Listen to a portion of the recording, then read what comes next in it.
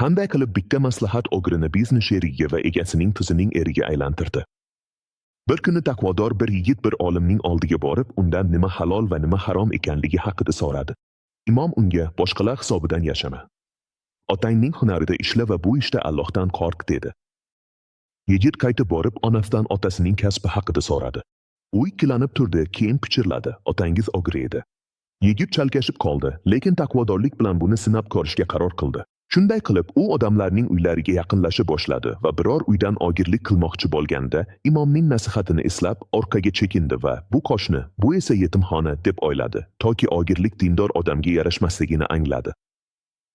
U noqonuniy pul o'rniga zakot yeyishga qaror qildi. Bir kuni kechasi u savdogarning uyiga kirib, pul qutisini ochdi. U zakotni sanab chepga qo'ydi va keyin namoz o'qidi.